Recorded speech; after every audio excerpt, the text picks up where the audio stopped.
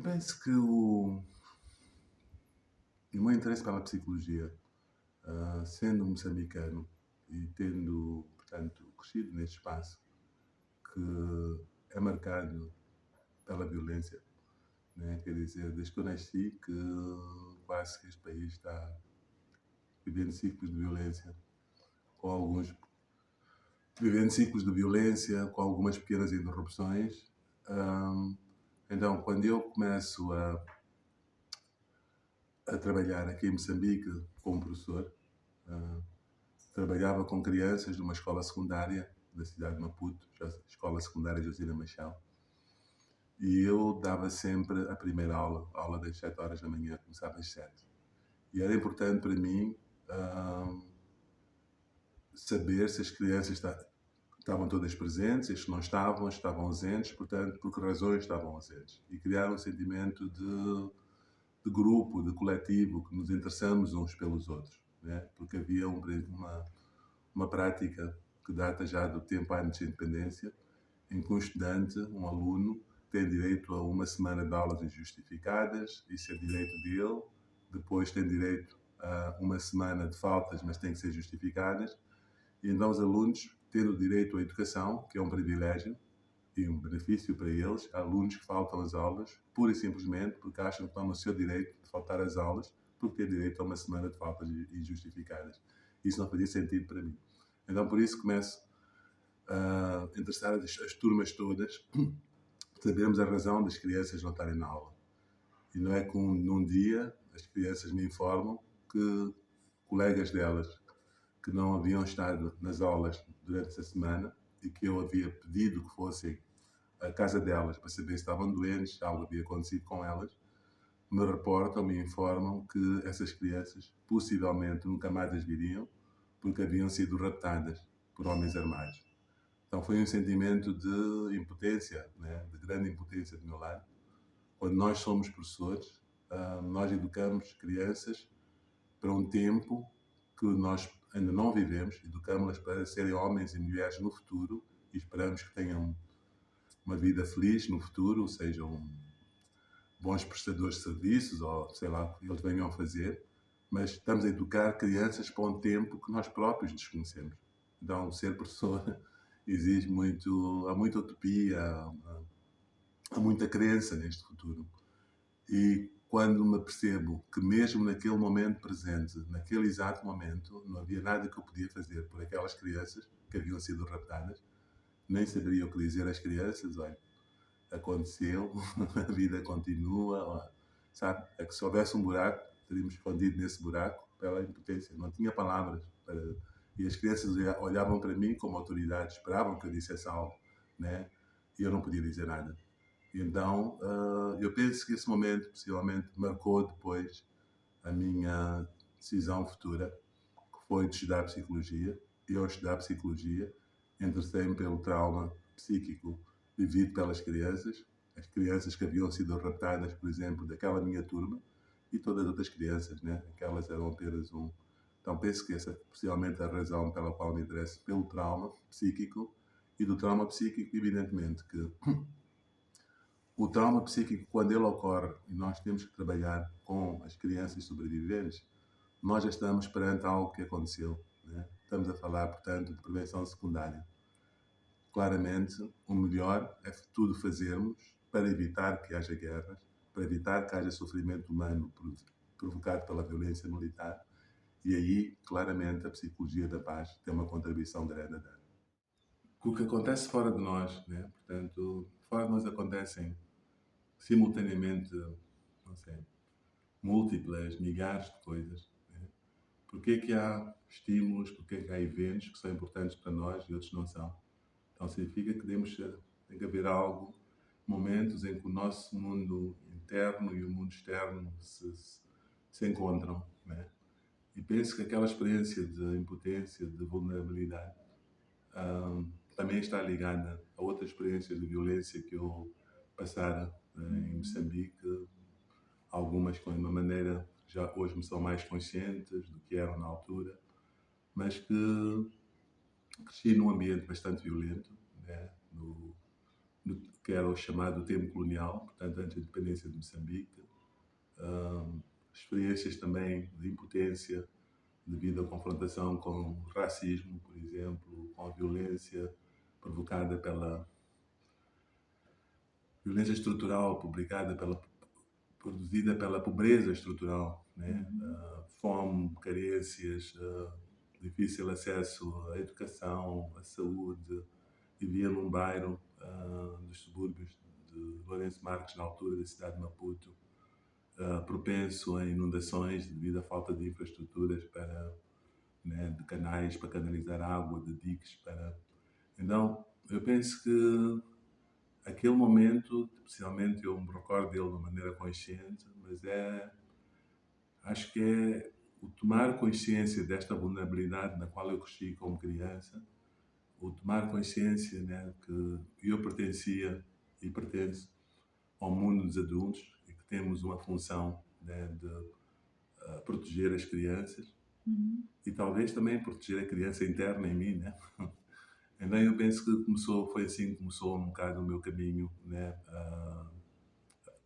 Na psicologia, na psicanálise, na escuta do outro e possivelmente também como criança os meus pais fizeram o melhor que eles sabiam fazer, mas vários foram os momentos em que senti que os meus pais não conseguiam acompanhar ou perceber-se dos desafios, das dificuldades pelas quais eu passava, né? E tinha às vezes apoio de outras crianças da minha idade ou de crianças mais velhas, mas eu penso que apercebi-me, a partir dessa experiência minha, o quão é importante ter adultos que se importam por nós, adultos que nos querem ouvir, adultos que nos ouvem de uma forma empática, sem tentar impor o que é o seu ponto de vista, mas que nos permitem apresentar os nossos pontos de vista, a nossa subjetividade, né? E talvez também isto, né? Quer dizer, adultos que fazem o melhor que lhes é possível, né? Para termos um mundo com menos desigualdade, com menos violência, sabendo que isto é uma utopia, mas que é uma obrigação individual de cada um de nós e da sociedade como um todo. Eu penso que foi este conjunto de compromissos e também foi o facto de ter tido acesso à educação, portanto, formei-me em psicologia na Alemanha, significando que momentos críticos da história de Moçambique, né, entre 82 e praticamente o fim do conflito armado, 92, 94, eu não estava em Moçambique, então estou em Moçambique por períodos muito curtos, então também pertenço a um grupo de pessoas, né? Não por que tenha feito algo de especial, mas porque circunstâncias da vida me deram essa oportunidade de ir para a Alemanha como professor e depois estar na Alemanha como estudante. Quando sou confrontado com o sofrimento, a experiência das crianças saudáveis, né? Senti-me privilegiado e senti que estava com condição para poder fazer alguma coisa com elas, na tentativa de reduzir o mal-estar, o sofrimento psíquico pela qual elas passaram. Então, esse foi a minha porta de entrada e possivelmente a motivação que eu tive para o trabalho com as crianças saudáveis. E aprendi neste processo que, por um lado, se ficarmos na dimensão intrapsíquica, praticamente a experiência traumática ela transforma-se em algo patológico quando não há um espaço em que a pessoa sobrevivente dessa experiência possa lidar com este processo bifásico da intrusão e da repressão das memórias do que aconteceu, né? Então, nós com a escuta permitimos, ao nível intrapsíquico, que o fluxo, né, da elaboração se desenrole, né, e que não fique, portanto, encapsulado, de forma a que um dia o nosso paciente possa lidar com as memórias da experiência traumática, mas apenas com memórias, sem ter todas aquelas reações ao nível fisiológico, ao nível emocional que teve, né?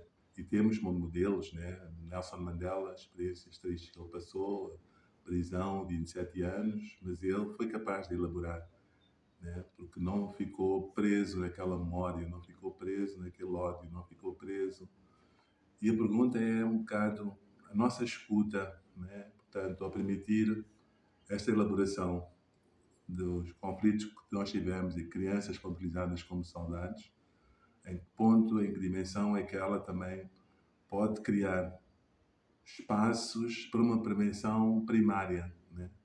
Para fazer com que situações que nossos jovens vivem, que deve-se dizer que o risco, às vezes, destas escutas é de nós transformarmos tudo em fenómenos intrapsíquicos e descurarmos que, na realidade objetiva, né, há mudanças também que são necessárias.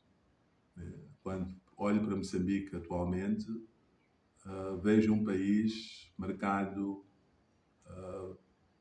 por grandes desigualdades, por grande pobreza estrutural, por fome, por falta de acesso à saúde, e encontro também uma elite à qual pertence, né, que se mostra incapaz, não disposta de fazer as transformações estruturais necessárias para garantir um futuro a estes jovens. E é é neste ambiente onde surge a discórdia, onde surge um ambiente que facilita a mobilização de jovens para políticas extremas, né? A aderência deles a grupos extremistas. Então, se por um lado é necessário, através da escuta, através da criação de espaços da cidadania, permitir que a palavra circule, permitir que o mal-estar seja manifestado, mas mais do que isto, permitir que isto também se leve a ações concretas de mudança destas estruturas de exploração. Por outro lado, penso que o mundo intrapsíquico mantém-se igualmente importante, né? Porque o recurso à violência militar implica aceitar que a solução do conflito é a destruição do outro, é a desumanização do outro, é a transformação do outro em inimigo, que nem é uma pessoa inimiga, mas é num objeto inimigo, num objeto que se quer destruir, né, em nome de uma razão, seja ela qual for. Penso que o valor de sermos humanos, o valor da humanidade é superior, ou deve ser superior a isso. Então, através da escuta com crianças que tenham estado ou se sentam atraídas por ideologias extremistas e conseguir que estas crianças, que estes jovens busquem espaços de diálogo, primeiro interno, mas também na relação com o outro, eu penso que é uma contribuição bastante importante que a escuta de crianças e jovens, neste momento, pode dar para amenizar, quiçá, para eliminar o conflito em Cabo Delgado, no norte de Moçambique, onde novamente encontramos crianças envolvidas em ações militares.